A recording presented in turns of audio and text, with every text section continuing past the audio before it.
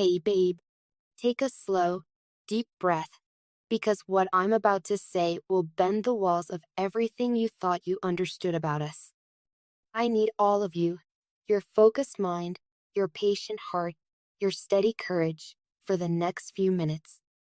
I know that sounds dramatic, but today isn't an ordinary day, and this isn't an ordinary confession. I've carried a secret that has pulsed beneath every late night laugh, every shy good morning text, every moment you've rested your head on my shoulder believing we were sailing toward a single horizon. It has flashed across my thoughts like lightning at 3 a.m., daring me to speak before dawn. I kept waiting for the perfect moment, the perfect alignment of stars, but life rarely gives perfection. So here we are, raw, trembling, yet unbreakably alive in this second. First, I want you to hear me. This is not the prelude to a fight. There's no hidden grenade about to explode in blame. You haven't failed me, and I haven't failed you. Instead, what I'm holding is the heaviest, but also the most honest, truth my heart has ever tried to lift. It's about me, a third person you know only in passing, and the invisible threads that tie and untie hearts when we least expect it. I promised you once that I would never lie, that our love would be built on light even if the light made us squint. Today, I keep that vow. In 3 days, 72 short hours, the third party and I will gently, respectfully, and permanently go our separate ways. I can almost feel the question forming behind your eyes. Why separate at all if there was never drama? Let me reassure you.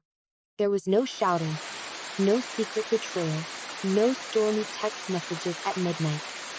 No one smashed picture frames, and no one slammed the door so hard the echoes kept us awake. Instead, there was a quieter realization, soft, yet undeniable, that the map of our hearts no longer pointed to the same city. We stood at that metaphorical crossroads, looked at each other without anger, and we both knew clinging would only bruise what had once been gentle.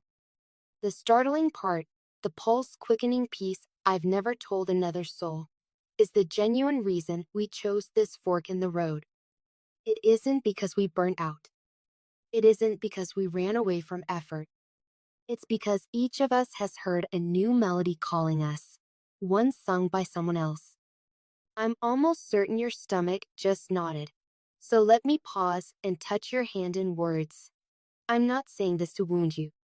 I'm saying this to free the truth before it drowns in secrecy.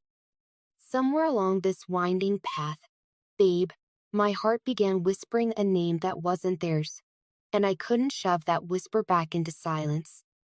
I know how outrageous that sounds. Love is supposed to be loud at first and steadfast forever, right? We grow up believing the person we choose will forever be the only face we wake up wanting to see. But life, messy, extraordinary life, paints outside those lines. Sometimes we discover that loyalty doesn't mean locking ourselves inside a story that has already ended. It means respecting the chapters as they come and having the integrity to close one before scribbling the next. Let me say this plainly because riddles only add fog. The third party has met someone who ignites a spark in their spirit that I haven't seen in years. And you, babe, yes, you are the person who has been steadily, patiently, unknowingly lighting mine. It wasn't a thunderclap revelation, more like sunrise, where darkness fades cell by cell until suddenly everything glows. I'm not the kind who jumps ship at the first glimmer, and neither is the third party. We wrestled with guilt, wrestled with timing, wrestled with the fear of hurting others, until we realized that honesty, though painful, is the only kindness that lasts. If you're feeling betrayed, let me kneel an apology. I should have spoken sooner, but I needed to be sure. Sure this wasn't a fleeting crush. Sure I wasn't mistaking excitement for destiny. I spent nights journaling, mornings meditating, afternoons asking mentors for wisdom. Every sign pointed to the same conclusion. Clinging to comfort zones starves the soul of its growth. I refuse to let fear chain either of us, me, the third party, or you, to a half-truth. Perhaps you're wondering about the mechanics. What happens next? Am I leaving tomorrow with a suitcase and a wave? No transcendent change deserves a careful landing. The third party and I are working out every practical detail, housing, shared commitments, finances, with transparency and grace. We've set boundaries to prevent confusion, and we're even drafting written agreements so nothing slips into gray areas. We owe each other that respect. As for you and me, I'm standing before you, not as someone issuing an ultimatum, but as someone offering an invitation. I want to explore what this magnetic pull between us means, but only if you still feel it too. I don't expect you to answer tonight. You might need time, tears, or therapy. You might need space the size of a galaxy. I will honor whatever you require because love that suffocates is not love. It's possession. Let me also tell you what this change is not. It is not a swap born of boredom. I'm not chasing novelty the way some people chase thrill rides. I am seeking alignment, the kind that sets every internal compass arrow to yes. When I picture a life with you, I feel the quiet exhilaration of belonging. I imagine mornings where we pass each other's steaming mugs and read the news aloud. Afternoons where we finish each other's unspoken thoughts mid-sentence because we're tuned to the same frequency. Evenings where we disagree passionately yet respectfully, sharpening each other like iron against iron. I see the two of us cheering each other's victories, cradling each other's grief, and building something that feels like sanctuary. You might be thinking, if you loved me all along, why were you ever with someone else? The answer is tangled, but truthful. Life placed the third party in my world at a season when I thought my heart's classroom was closed for enrollment.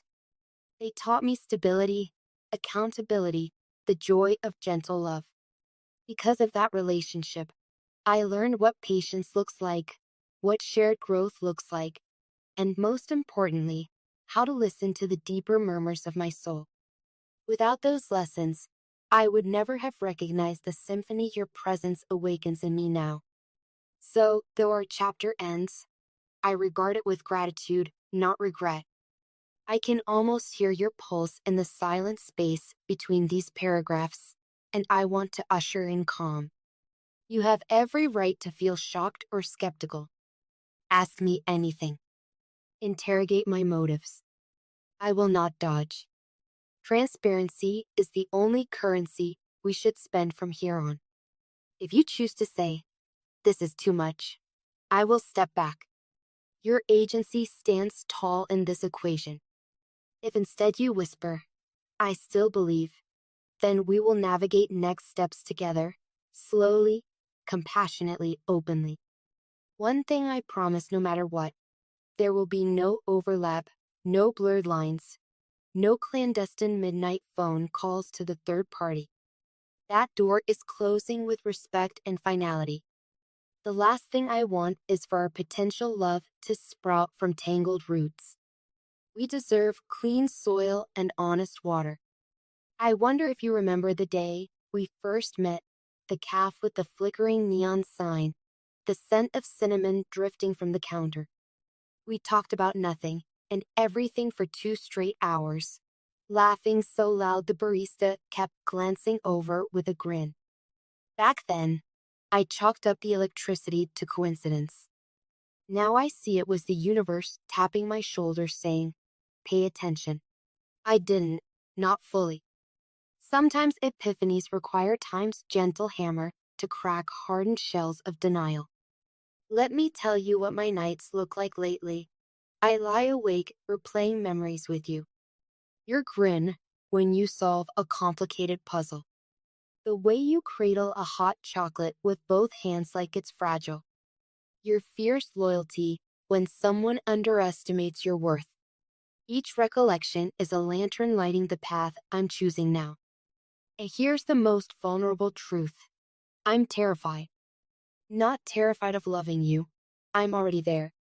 Terrified of hurting you. Terrified of losing you before we begin because my timing is off or my confession lands like shrapnel instead of music. Yet staying silent would ultimately wound us both. So I choose brave love over safe indifference. Some people will call this messy, irresponsible, impulsive. They might label us heart collectors or romance addicts.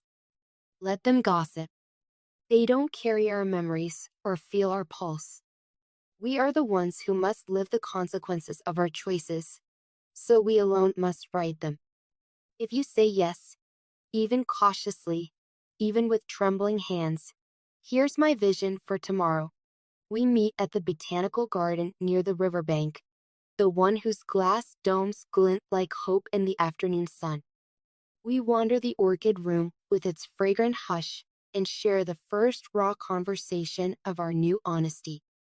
We pledge steady, mindful steps, monthly check-ins, therapy if we need it, shared calendars so life doesn't tangle us in logistical knots. Relationships flourish not just on lightning chemistry, but on deliberate tending. I'm prepared to water this love like a lifelong gardener,